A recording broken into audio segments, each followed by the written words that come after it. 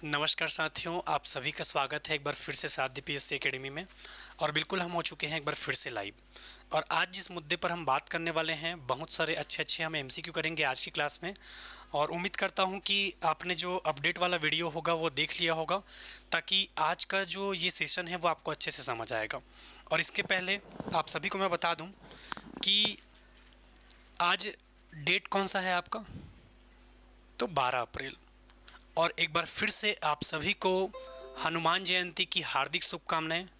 भगवान हनुमान आप सभी को बल बुद्धि और विद्या प्रदान करें। इन्हीं शुभकामनाओं के साथ हम आगे बढ़ेंगे। कुछ दिन पहले आपका महावीर जयंती था 10 अप्रैल को। 12 अप्रैल यानी कि आज हनुमान भगवान का दिन है। और 14 अप्रैल आपकी अंबेडकर जयंती है। साध्य पीएससी एकेडमी में संचालित एडीओ, एडीआई, पुलिस, एसआई, आबकारी आरक्षक, प्रयोगशाला परिचारक, सीजीपीएससी और व्यापम, जितने भी कोर्सेज चल रहे हैं उस पर 20% का डिस्काउंट है। तो बिल्कुल आप इसका फ़ायदा उठा सकते हैं। आज हम अपने क्वेश्चन की ओर बढ़ते हैं। और क्वेश्चन में बढ़ने से पहले ये बताना चाहता हूँ कि यदि कुछ भी दिक्कत होगा तो इस नीचे दिए गए नंबर पे आप कांटेक्ट भी कर सकते हैं। सबसे पहले आपको साध्य पीएससी एकेडमी का मोबाइल एप्लीकेशन डाउनलोड करना होगा। मोबाइल एप्लीकेशन डाउनलोड करने के बाद आप स्टोर सेक्शन से ये क्लास परचेस कर सकते हैं। अब हम आते हैं अपने आज के क्वेश्चन की ओर। ठीक है, कल हमने क्वेश्चन किया था, ठीक है, और उसमें से कुछ कुछ क्वेश्चन पे बच्चों को डाउट हो गया था। वो क्वेश्चन मैं सोच रहा हूँ कि फिर से करवा दूँ आप लोगों को। ठीक है, ये वाला क्वेश्चन था जिस पे बच्चों को डाउट हो रहा था ये वाला क्वेश्चन जिसमें बच्चों को डाउट हो रहा था। तो ये क्वेश्चन हम एक बार फिर से कर लेते हैं। और जो वीडियो मैंने अपडेट वाला आपके लिए बनाया है, वो वीडियो यदि आपने देखा होगा तो ये प्रश्न अब आराम से बन जाएगा आप सभी के साथ। क्वेश्चन क्या कह रहा है, कौन सा कथन सही है पूछ रहा है। बताइए क्या होगा इसका आंसर। कौन सा कथन सही है पूछ रहा है।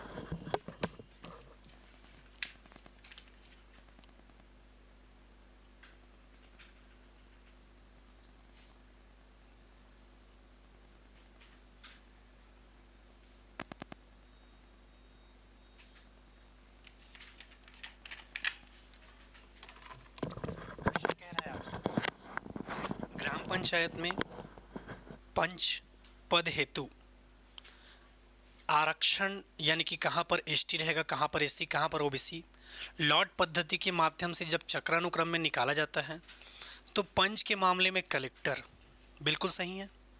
दूसरा, जनपद पंचायत सदस्य के मामले में जब आरक्षण का निर्धारण होगा लॉट पद्धति से चक्रानुक्रम में, तो क्या संचालक पंचायत करता है, बिल्कुल नहीं करता। कौन करता है जनपद पंचायत के सदस्य के मामले में भी, आपका कलेक्टर। अगला, जिला पंचायत सदस्य के मामले में आरक्षण का निर्धारण लॉट पद्धति से चक्रानुक्रम में संचालक पंचायत करता है क्या, आपका बिल्कुल नहीं करता। यहाँ पर भी कौन करता है, आपका कलेक्टर। चाहे ग्राम पंचायत में आपको कहे, चाहे ग्राम पंचायत में आपको क्या कहे, पंच, जनपद पंचायत में सदस्य और जिला पंचायत में सदस्य, यदि इनके बारे में बात करता है लॉट पद्धति से जब चक्रानुक्रम में निकाला जाता है तो कौन निकालता है, आपका। तो याद रखना है, ग्राम पंचायत में पंच के लिए कलेक्टर, जनपद पंचायत सदस्य के लिए भी आपका कलेक्टर, और जिला पंचायत सदस्य के लिए भी आपका क्या होगा, कलेक्टर। तो जितने भी बच्चों को डाउट था, ये डाउट हमेशा क्लियर रखना। यदि पर्टिकुलर अधिकारी कहता है तो ग्राम पंचायत के मामले में पंच के लिए आपका कलेक्टर, जनपद पंचायत के मामले में यदि बात करता है आपके लॉट पद्धति के माध्यम से तो इसमें भी याद रखना है कलेक्टर, और जिला पंचायत सदस्य के मामले में भी बात करता है तो याद रखना है कलेक्टर। चूंकि आपके क्वेश्चन ने पूछा था कथन कौन सा सही है, तो केवल एक सही है। ये एक क्वेश्चन में डाउट था बच्चों को। उसके बाद हमने एक क्वेश्चन किया था,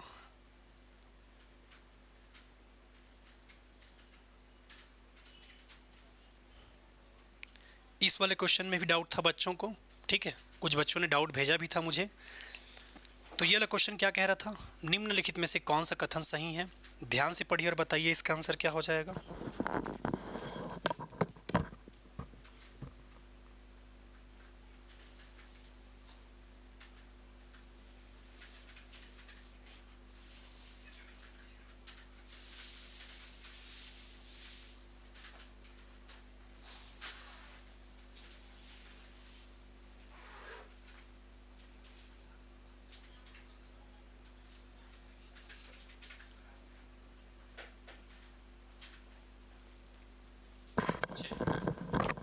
अब बात करते हैं हम ग्राम पंचायत में सरपंच का। ग्राम पंचायत में सरपंच का, जनपद में अध्यक्ष का और जिला में अध्यक्ष का। ग्राम पंचायत में सरपंच का, जनपद पंचायत में अध्यक्ष का और जिला पंचायत में अध्यक्ष के मामले में यदि बात करता है तो याद रखना है, ग्राम पंचायत के मामले में सरपंच के लिए लॉट चक्रीय क्रम में कौन जारी करता है? कलेक्टर। बिल्कुल सही है। ग्राम पंचायत में सरपंच के लिए लॉट पद्धति से चक्रीय क्रम में कहाँ पर एसटी होगा, कहाँ पर एससी होगा, कहाँ पर ओबीसी होगा, कहाँ पर महिला होगी, ये सारा कौन जारी करता है? आपका कलेक्टर। जनपद पंचायत अध्यक्ष में आरक्षण का जो रोस्टर जारी होगा लॉट पद्धति से, वो आपका कलेक्टर करता है क्या? बताइए, जनपद पंचायत के मामले में कलेक्टर करता है क्या?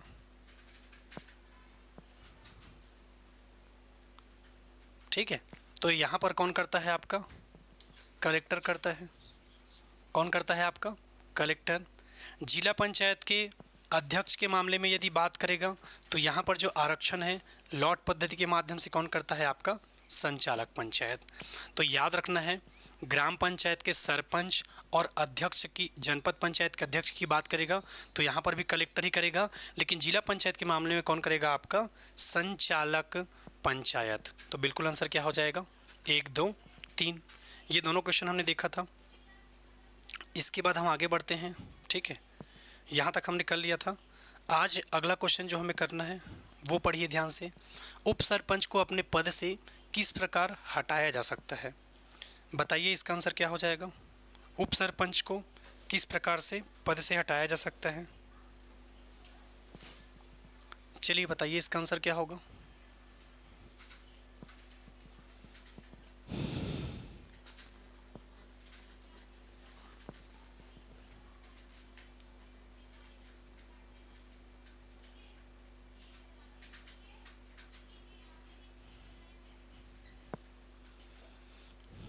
चलो जी, बताओ इसका आंसर क्या होगा?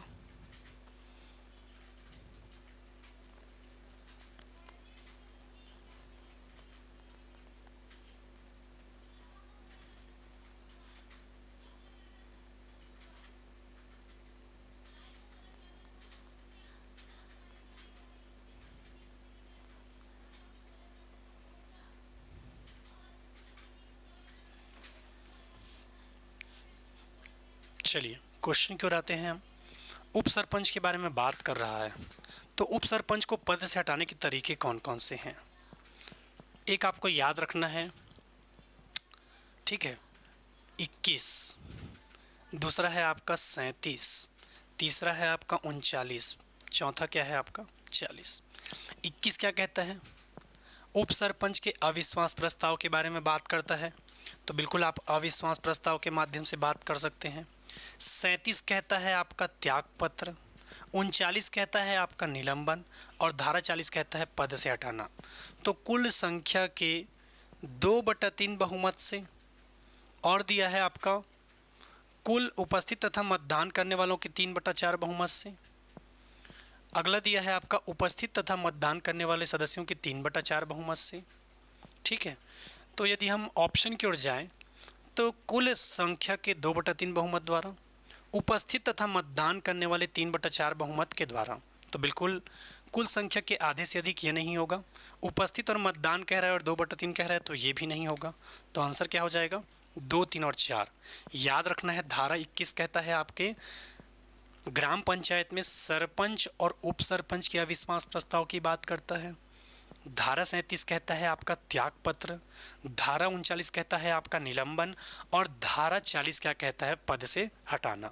तो बिल्कुल आंसर क्या हो जाएगा? आपका सी। अगले प्रश्न की ओर बढ़ते हैं। अगला प्रश्न क्या है?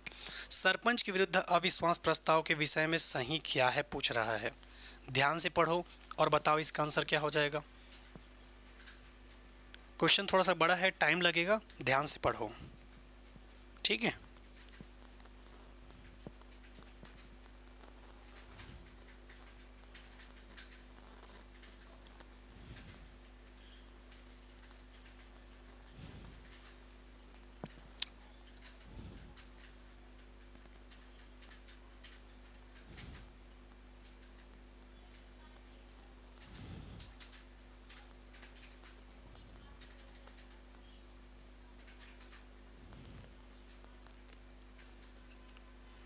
चलिए बताइए आंसर क्या होगा इसका।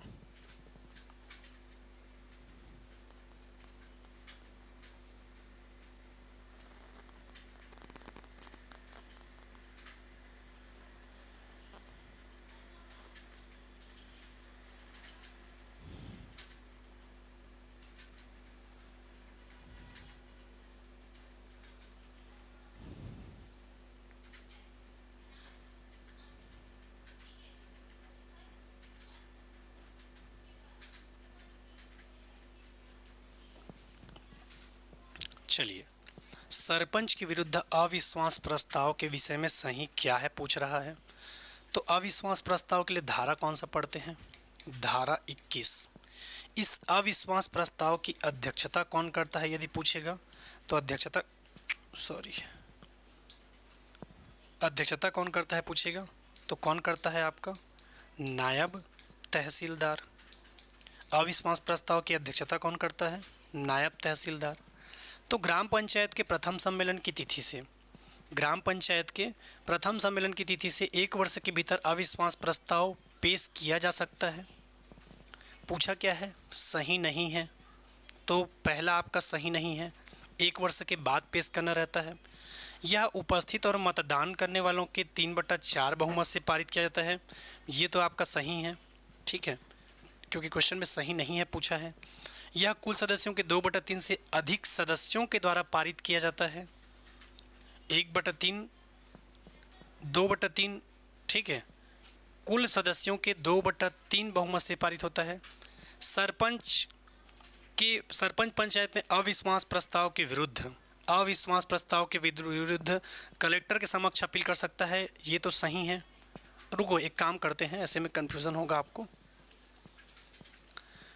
पहले हम ये देखते हैं, हालांकि क्वेश्चन में ये दिया है कि सही क्या नहीं है, तो पहले हम ये देख लेते हैं कि सही क्या है, ठीक है। तो सबसे पहले हम चेक करते हैं सही क्या नहीं है, या पहले हम देख लेते हैं कि सही क्या है। ग्राम पंचायत के प्रथम सम्मेलन की तिथि से 1 वर्ष के भीतर अविश्वास प्रस्ताव पेश किया जा सकता है क्या, ये कथन आपका गलत है। उपस्थित तथा मतदान करने वाले सदस्यों के 3/4 बहुमत से पारित होना चाहिए, ये आपका सही है। यह कुल सदस्यों के 2/3 से अधिक सदस्यों द्वारा और 2/3 बहुमत से पारित होना चाहिए। अगला, सरपंच अविश्वास प्रस्ताव के विरुद्ध कलेक्टर के पास अपील कर सकता है, ये भी सही है आपका। छठवां, सरपंच अविश्वास प्रस्ताव के खिलाफ 15 दिनों के भीतर अपील कर सकता है, 15 दिन नहीं बल्कि कितने दिन के भीतर, 7 दिन के भीतर अपील कर सकता है, तो ये कथन भी गलत है। अब प्रश्न आता है आपका कि यहाँ से ऑप्शन क्या लेंगे, क्योंकि मैंने क्लास में बताया है कि कुल सदस्यों के 2/3 बहुमत से पारित होना चाहिए, और यहाँ पर क्या दिया हुआ है, कुल सदस्यों के 2/3 से अधिक सदस्यों द्वारा पारित होना चाहिए।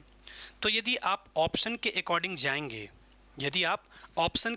जाएंगे, तो आपको क्या क्या लेना होगा, ऑप्शन के अकॉर्डिंग यदि आप जाएंगे तो यहाँ पर व्यापम ने जो आंसर लिया था वो क्या लिया था, उसने 2/3 बहुमत से अधिक सदस्यों द्वारा पारित होगा, इसको उसने सही लिया था, और गलत किसको लिया था, कुल सदस्यों के 2/3 बहुमत से पारित होना चाहिए। अब यहाँ पर पूछा है सही क्या नहीं है, तो पहला चौथा और छठवा। अब आपके मन में प्रश्न आएगा कि सर आप तो क्लास में 2/3 पढ़ाए हो, आ रहा होगा मन में प्रश्न, जाहिर सी बात है। तो बिल्कुल आपके मन का ये डाउट बिल्कुल सही है, क्योंकि आपका जो ऑथेंटिक सोर्स है वो तो यही कहता है कि कुल सदस्यों के 2/3 बहुमत से पारित होना चाहिए। पर व्यापम ने जिस टाइम इसका आंसर लिया था उसने किसको लिया था, 2/3 से अधिक वाले को लिया था, और ऑप्शन के अकॉर्डिंग फिर आपको यही चॉइस करना पड़ेगा। पर जितने भी आपके ऑथेंटिक सोर्स हैं वो क्या कहते हैं, कुल सदस्यों के 2/3 वाली बात करते हैं। पर व्यापम ने आपका यही ऑप्शन के अकॉर्डिंग यही, क्योंकि पहला और छठवा आपका गलत हो रहा था, और पहला और छठवा और किसी ऑप्शन में आपका दिया नहीं था, इसी कारण हमें उसको लेके चलना पड़ रहा है, ठीक है। अगला क्वेश्चन, जनपद पंचायत के अध्यक्ष के विरुद्ध, चलिए ध्यान से पढ़िए, ऑप्शन के कारण पिछले क्वेश्चन को हमने वैसे लिया, ठीक है। अगला क्वेश्चन क्या कहता है, पढ़िए ध्यान से। जनपद पंचायत के अध्यक्ष के विरुद्ध अविश्वास प्रस्ताव के विषय में सही क्या है पूछ रहा है, सही क्या है पूछा है ना।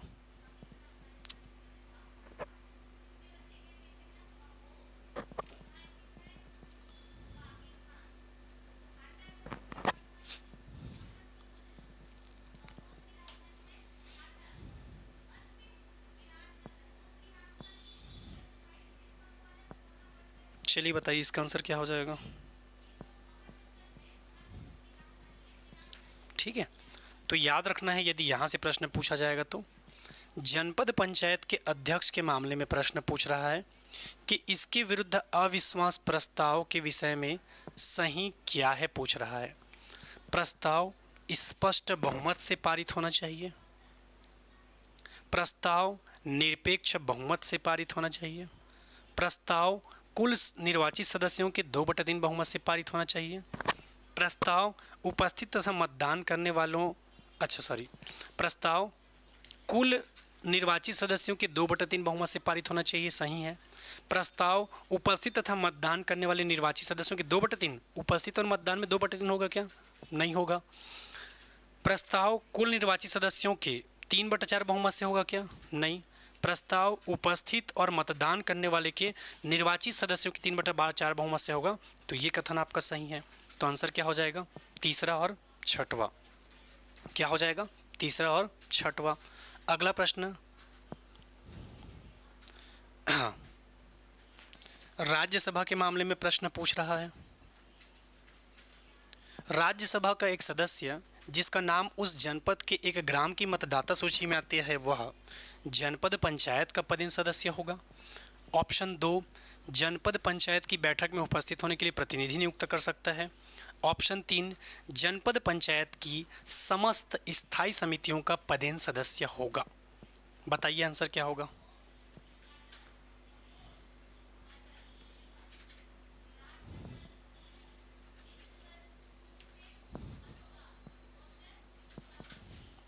ठीक है, चलिए, तो याद रखना है राज्यसभा के मामले में हम क्या देखते हैं। सबसे पहला चीज़ तो ये याद रखना है, चाहे राज्यसभा का है, चाहे आपका राज्यसभा का है, चाहे लोकसभा का है, ये दोनों के दोनों जनपद के पदेन सदस्य नहीं होते, बल्कि कहाँ के पदेन सदस्य होते हैं, आपके जिला पंचायत के पदेन सदस्य होते हैं। कहाँ के पदेन सदस्य होते हैं, जिला पंचायत के पदेन सदस्य होते हैं, आपको याद रखना है। ये दोनों के दोनों आपके जनपद पंचायत के नहीं बल्कि जिला पंचायत के पदेन सदस्य होते हैं। अब यदि कोई व्यक्ति राज्यसभा का सदस्य है और उस जनपद के एक ग्राम पंचायत की मतदाता सूची में आते हैं, ये कथन तो सही है, कोई दिक्कत नहीं हमें, पर आपको याद रखना है कि राज्यसभा का सदस्य जनपद पंचायत का पदेन सदस्य नहीं होता, तो ये बाकी ऑप्शन पढ़ने से ही मतलब नहीं है। याद रखना है राज्यसभा का सदस्य ऑलरेडी आपका नहीं होता है। क्या चीज़ याद रखना है, राज्यसभा का सदस्य ऑलरेडी आपका नहीं होता है, ये आपको याद रखना है। इसीलिए आपका आंसर क्या हो जाएगा, उपयुक्त में से कोई नहीं। ठीक है, अगला प्रश्न, छत्तीसगढ़ पंचायती राज नियम के अंतर्गत निम्न में से कौन जनपद पंचायत के पदेन सदस्य होते हैं। बताइए क्या होगा इसका आंसर।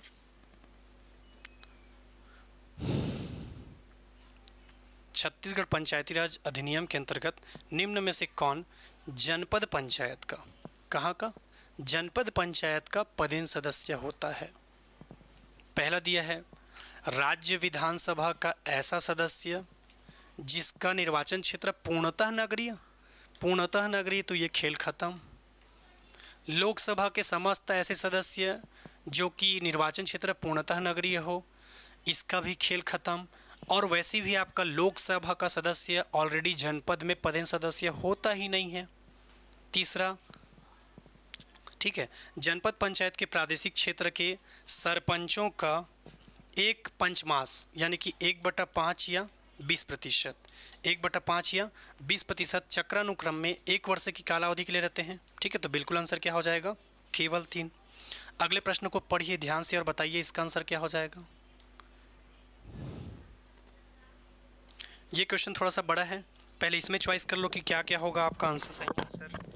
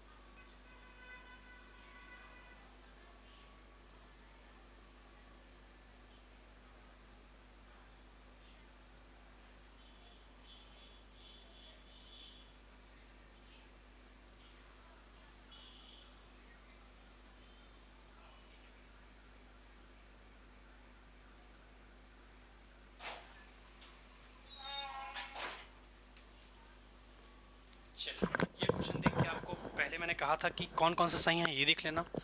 20% सरपंच जो जनपद पंचायत के पदेन सदस्य होते हैं, जनपद पंचायत की स्थायी समितियों के सदस्य हो सकते हैं। दूसरा, 20% जो जनपद पंचायत के पदेन सदस्य हैं, जनपद पंचायत की स्थायी समितियों के सदस्य नहीं हो सकते। 20% सरपंच जो जनपद पंचायत के पदेन सदस्य होते हैं का कार्यकाल 1 वर्ष के लिए होता है। 20% सरपंच जो जनपद पंचायत के पदेन सदस्य होते हैं का कार्यकाल 5 वर्ष के लिए होता है। तो सही क्या क्या है पूछ रहा है, तो दूसरा और तीसरा आपका सही है, क्योंकि 20% सरपंच यानी कि 1/5 या 20% सरपंच पदेन सदस्य होते हैं जनपद पंचायत की, पर वो स्थायी समितियों के सदस्य नहीं होते। दूसरा, 20% सरपंच का जनपद पंचायत का पदेन सदस्य होता है जिनका कार्यकाल केवल कितना होता है, 1 साल के लिए। तभी तो 1 साल में 20, दूसरे साल में 20, ये चक्रीय क्रम में आपका चलता रहता है। और 5 साल होने तक हमें 100% क्या करना होता है, पूरे सरपंचों को 1-1 साल बना के कंप्लीट करना पड़ता है। और चौथा भी गलत हो जाएगा, पहला भी। तो यहाँ से ऑप्शन याद रखना दूसरा और तीसरा, क्योंकि ये क्वेश्चन थोड़ा सा बड़ा है। अगला कहता है आपका पांचवा, क्या कहता है, ध्यान से पढ़ो। 20% सरपंच जो जनपद पंचायत के सदस्य हैं उनको पुनर्सदस्यता दी जाती है, पुनर्सदस्यता नहीं दिया जाता। याद रखना है, पुनर्सदस्यता नहीं दिया जाता। 20% सरपंच को जनपद पंचायत के पदेन सदस्य होते हैं उनको पुनर्सदस्यता नहीं दी जाती, ये कथन आपका सही है। 20% सरपंच जो जनपद पंचायत के पदेन सदस्य होते हैं का चयन जनपद पंचायत के अध्यक्ष के द्वारा किया जाता है, अध्यक्ष के द्वारा किया जाता है क्या, नहीं। 20% सरपंच जो जनपद पंचायत के पदेन सदस्य होते हैं का चयन लॉटरी पद्धति के माध्यम से होता है, ये कथन सही है। तो ऑप्शन क्या हो जाएगा, दूसरा, तीसरा, छठवां और आठवां। अगले प्रश्न की ओर बढ़ते हैं। निम्न में से कौन सा सही है। सरपंच अपने पद के लिए अनर्हत हो सकता है यदि वह ग्राम सभा की बैठकों में गणपूर्ति नहीं करा पाता, सही है। दूसरा, वह लगातार 3 ग्राम सभा की बैठकों में गणपूर्ति नहीं करा पाता, ये भी सही है आपका। तीसरा, 2 और बैठकों में गणपूर्ति का अवसर दिया जाता है, ठीक है। ग्राम सभा के मामले में यदि बात करोगे तो टोटल 5 मौका मिलता है। 3 मौका पहले मिलता है, इसके बाद नोटिस जारी होता है और उसके बाद 2 मौका और मिलता है, ठीक है। टोटल 5 मौका मिलता है। यदि वह ग्राम सभा की बैठकों में नियमित रूप से नहीं बुलाता है, इस आधार पे आप उसको क्या कर सकते हो, अनर्हत कर सकते हो। तो आंसर क्या हो जाएगा, अनर्हत का मतलब क्या होता है, अयोग्य। तो आंसर क्या हो जाएगा, 1, 2, 3, 4। अगला प्रश्न, ग्राम पंचायतों के कार्यों का सामाजिक अंकेक्षण कौन करता है। ग्राम पंचायत के कार्यों का सामाजिक अंकेक्षण कौन करता है, और मुझे नहीं लगता कि इसका आंसर आप लोग नहीं बता पाएंगे। मुख्य कार्यपालन अधिकारी करेगा क्या, बिल्कुल नहीं। जिला पंचायत करेगा क्या, बिल्कुल नहीं। जनपद पंचायत करेगा क्या, बिल्कुल नहीं। बल्कि कौन करता है, ग्राम सभा। कौन करता है आपका, ग्राम सभा। अगला प्रश्न, ग्राम सभा के किस बैठक में ग्राम पंचायत का बजट पारित किया जाता है। ये क्वेश्चन तो अब तक आपके दिल और दिमाग में बस चुका होगा। ग्राम पंचायत के किस बैठक में ग्राम सभा के किस बैठक में ग्राम पंचायत का बजट पारित किया जाता है पूछेगा। स्थगित बैठक में, विशेष बैठक में, असाधारण बैठक में। आंसर क्या हो जाएगा, साधारण बैठक। आंसर क्या होगा, साधारण बैठक। अगला प्रश्न, ग्राम सभा की बैठक के संदर्भ में कौन सी तिथि असंबद्ध है। तो 23 जनवरी को आपका क्या रहता है, सुभाष चंद्र बोस की जयंती। सुभाष चंद्र बोस की जयंती। अभी आपका आने वाला है 14 अप्रैल, ये क्या रहेगा, डॉक्टर भीमराव अंबेडकर की जयंती। डॉक्टर भीमराव अंबेडकर की जयंती। 20 अगस्त राजीव गांधी की पुण्यतिथि, राजीव गांधी का पुण्यतिथि। और 2 अक्टूबर को गांधी जयंती। इसके अलावा यदि मैं बात करूं तो जून और नवंबर माह में सुझाई गई तिथि, जून और नवंबर माह में सुझाई गई तिथि पर आपका होता है, ठीक है। तो बिल्कुल इसमें असंबद्ध क्या है यदि पूछेगा तो याद रखना है 14 मई। क्या हो जाएगा आंसर, 14 मई, ठीक है। 14 अप्रैल होगा क्या, आप लोग खुद बताइए। आंसर क्या हो जाएगा, 14 मई, ठीक। अप्रैल में तो रहता है आपका 14 अप्रैल को, ठीक है। तो बिल्कुल आज का ये सेशन आखिरी होता है यहीं पर। अब जाने से पहले आपको फिर से बता देना चाहता हूं कि ऐसे अभ्यर्थी जो हमसे जुड़ना चाहते हैं पर पैसों की कमी की वजह से नहीं जुड़ पा रहे थे, अभी चल रहा है 20% का डिस्काउंट, जिसमें आप बिल्कुल इसका फ़ायदा उठा सकते हैं। चाहे वो एडीओ हो, एडीआई, पुलिस, एसआई, आबकारी आरक्षक, प्रयोगशाला परिचारक, सीजीपीएस या व्यापम में, चाहे आप कोई भी कोर्स ज्वाइन करें, चाहे वो आमीन पटवारी का ही क्यों ना हो, तो बिल्कुल आपको याद रखना है, आप ज्वाइन कर सकते हैं। सबसे पहले आपको साध्य पीएससी एकेडमी का मोबाइल एप्लीकेशन डाउनलोड करना होगा। मोबाइल एप्लीकेशन डाउनलोड करने के बाद आप स्टोर सेक्शन से ये क्लास परचेस कर सकते हैं। और मुलाकात होगा दोस्तों बहुत सारी अच्छी अच्छी खबरों के साथ। तब तक के लिए धन्यवाद। जय हिंद, जय भारत, जय छत्तीसगढ़।